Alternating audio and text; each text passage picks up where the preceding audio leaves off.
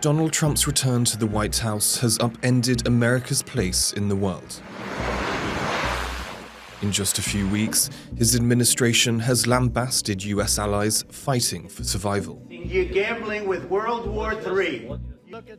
Reshaped the global economic order, and cast doubt on some of Washington's oldest and most trusted friendships, including here in Taiwan, the self-ruled democracy claimed by Beijing.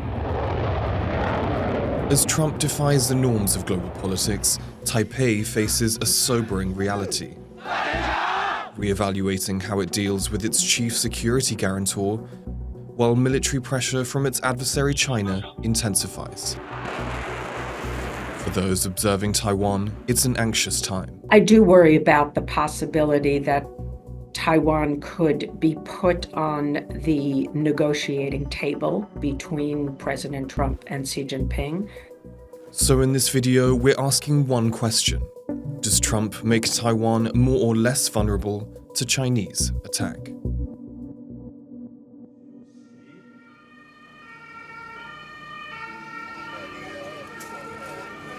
We're the first civilian drill to take place since Taiwan's president set up a committee for whole of society resilience last year.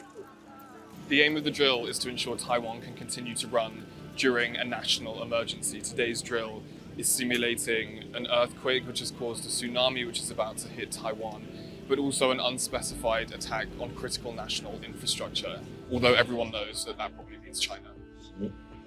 我们目的是希望能够打造台湾社会的韧性，我们不敢不准备啊。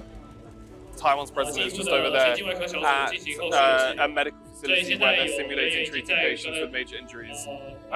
Officials say these drills are unscripted, but you can see from how staged some of this feels that it feels very far from reality. Even so, Taiwan's government is underscoring their importance, just as the commitments of its chief backer Washington look more uncertain. For decades, an unspoken but implicit guarantee that the US would defend Taiwan if China attacked has helped keep peace across the Taiwan Strait.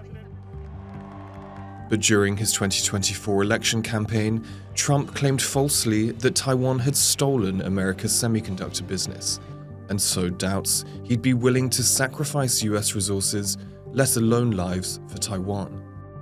This is Bonnie Glaser. She's a leading expert on US relations with China and Taiwan, based in Washington. We all know the history that Trump has not seen Taiwan of great importance to the United States. There's always the uncertainty about whether President Trump would in fact come to Taiwan's aid if China were to attack. For many in Taiwan, events in Europe are core to their concerns. The way Trump has downgraded American commitments to Ukraine sparked fears he could do the same to them. And that could embolden Chinese leader Xi Jinping to make a move against Taiwan. That's despite senior Trump officials saying the reason they want to de-emphasize Europe is to confront Beijing. Doesn't Trump's unpredictability make life much more difficult for Taiwan? There are certainly risks. What you have today is a coming together of these factors, of China having increasingly the capability to take Taiwan at an acceptable cost. The United States may not have sufficient capability to defend Taiwan. And then, of course, the question of the president himself and his aversion to getting involved in any kind of a military conflict. As Chinese military intimidation increases, for Taiwan, all that could be a perfect but deadly storm. Facing Trump's calls for partners to do more for their own defense, this is one area where Taiwan is trying to become more self-sufficient. So we've come down to Jiayi in southern Taiwan, which is a city where the government has been investing a lot in drone research and innovation.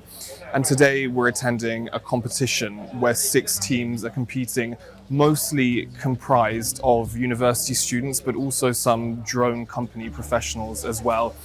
The challenges set out for the teams are designed to simulate real war situations.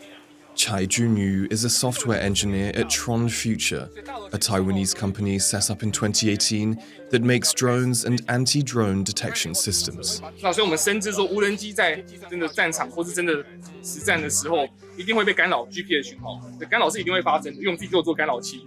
所以那在干扰情况下，我们的无人机还要能飞。俄乌战争开始之后，就蛮重视那个无人机的产业，国内的产业。你也会想到这些问题吗？就是一些台湾国防相关的一些问题吗？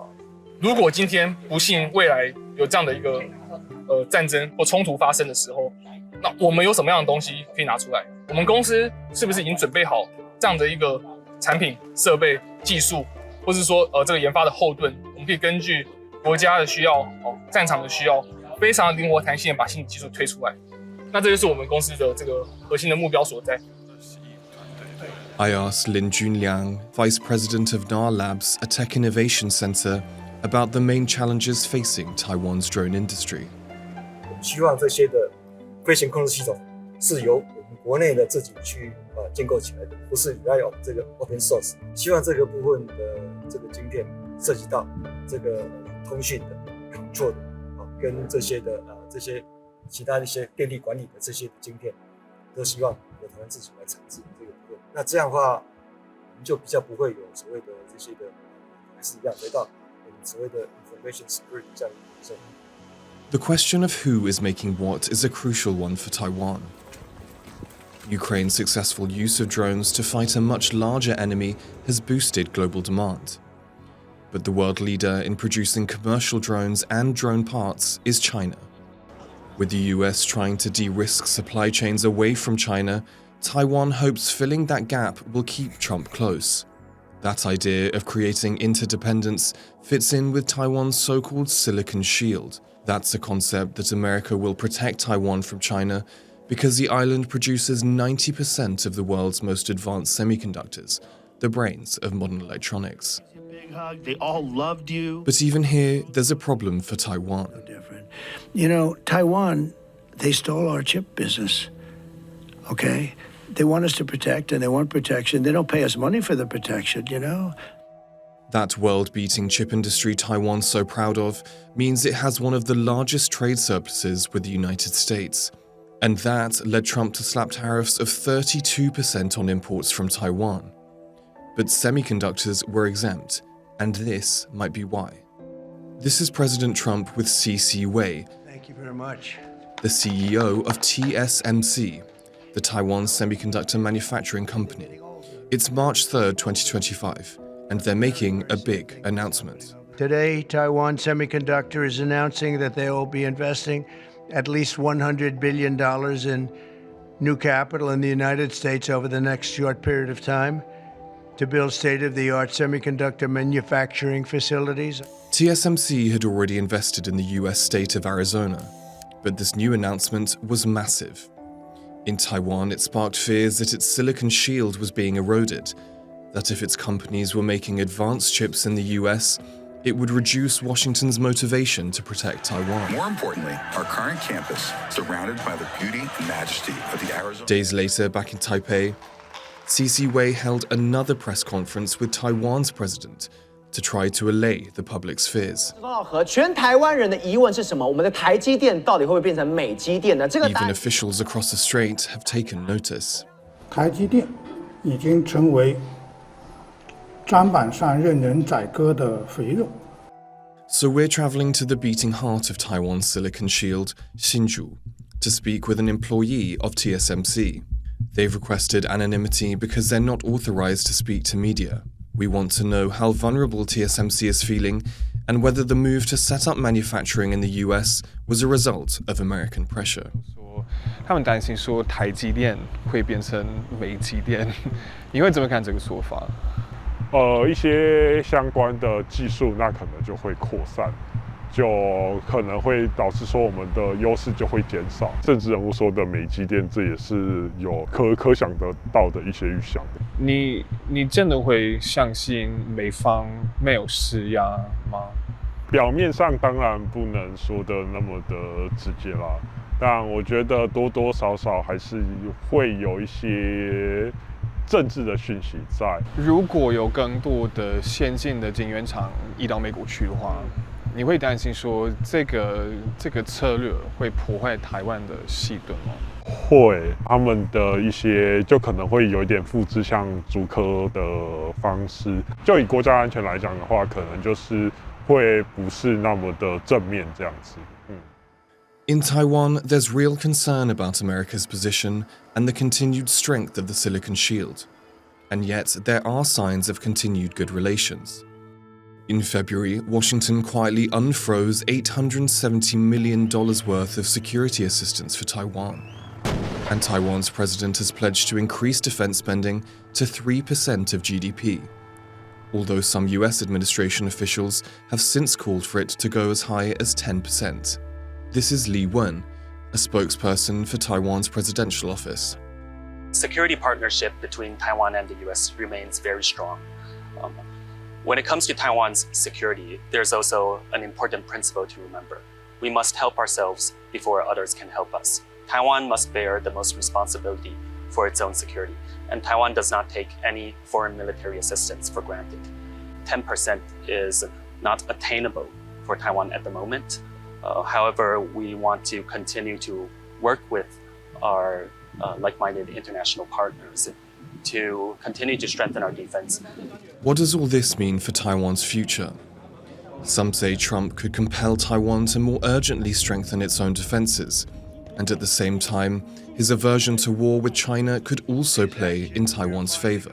I like to think that because President Trump does not want to be drawn into a war, that he will do his utmost to strengthen deterrence and send signals to Xi Jinping that the United States would defend Taiwan, because then President Trump will never have to face the conundrum of choosing whether or not to defend Taiwan if Beijing attacks.